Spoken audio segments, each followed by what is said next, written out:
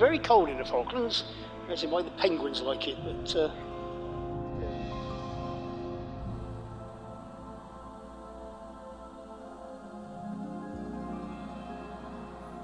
And when I came back from the Falklands, I did see him and say, "Don't you give me any more of them ships like that."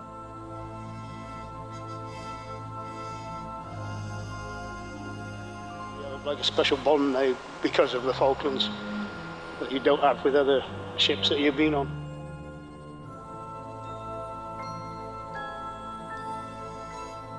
You don't necessarily have to talk about the events down there.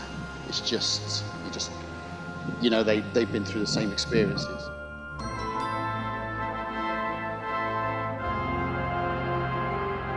Just completely lost it because of what he'd been doing, and you know, obviously he remembered and everything else.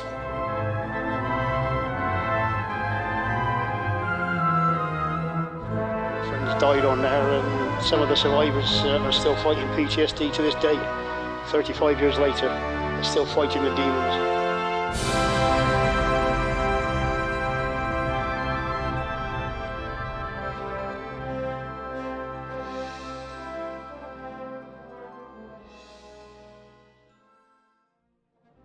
I joined the Navy on April the 8th, 1980. Everybody remembers the date they joined, but you never remember the date you left. Born and bred in Gloucester, and I joined the Navy on March the 9th, 1976.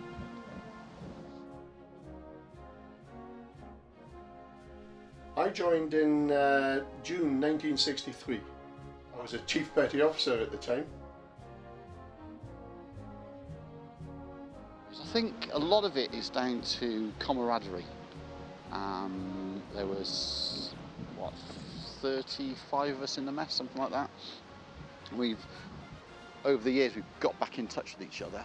We have a reunion every year, so I think the fond memories are going to, meeting up with the guys again. I think a lot of the stories, a lot of the time is, I don't know if it's blacked out or blanked out or whatever else. We were watch keeping, so we were doing sort of 7 on, 5 off, and 5 on, 7 off. So it was all a bit, you're really in a bit of a cocoon. You're in your own world a lot of the time. But no, I think the fond memories would be, the meeting or being with the guys down there. And September the 15th, 1982, 2 days before we got back, we had Battle of Britain night down a mess. Well, the fact that 12 people died on the ship or in the water afterwards, that's a bad one. But you remember most of the good times than the bad times. I mean, I was in charge of the petty officers below that didn't have a specific job, and suddenly at the door appeared one of our air mechanics, and he looked like something from what was then the black and white minstrel show. I don't know if you know about that. It's where they used to black up and things, and he was completely black with 2 white eyes, and he stood there saying, "I lost my glasses," and his glasses got blown off, so he was actually down below when the thing went off, Before I joined the Bristol, I was on the Glamorgan, which got hit by the Argentinians, and some of my friends died on there, and some of the survivors are still fighting PTSD to this day. 35 years later, they're still fighting the demons. But we try and support them and best we can with Facebook and things like that now. It's easier to keep in touch with everybody. Yeah, I mean, it is a bad thing to lose people like that. Especially, we lost the 2 Chinese laundrymen. We lost both of them, and that's because they jumped off from too far up the ship and had too much air in the life jacket. So the life jacket stops and your head stops and your body keeps going. You know what I mean? You can imagine. And from that point of view, it is a bit bad and everything else. And some of the ones that we lost were young lads. There were some older ones as well. The captain of the ship we lost, who was everybody called him Captain Birdseye, because that's what he looked like. He had a white beard and everything else. But he actually got in the water, we believe, but he he didn't get to the life raft. Yeah. And you don't necessarily have to talk about the events down there. It's just you know, they've been through the same experiences.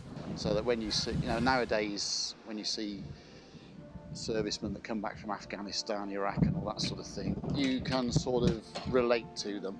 You know slightly what they've been through. So yeah, like I say, we've got 35 of us down our mess. We meet up once a year, sometimes more, and sometimes you meet them up and it's back to 82 again. I mean, it's the old thing, isn't it, that way back then, were we quite as up on it all, and was the aftercare there like it is now? Now it is recognised as being a proper physical thing, whereas back then, you know, I mean, and before, like, you know, it was all pull your socks up and get on with it, like, you know what I mean? Certainly the land forces, a lot of those guys would do, because as I maintain, people say, oh, you're trained to go to war. Yeah, we're trained to go to war, you're not trained to see what you see.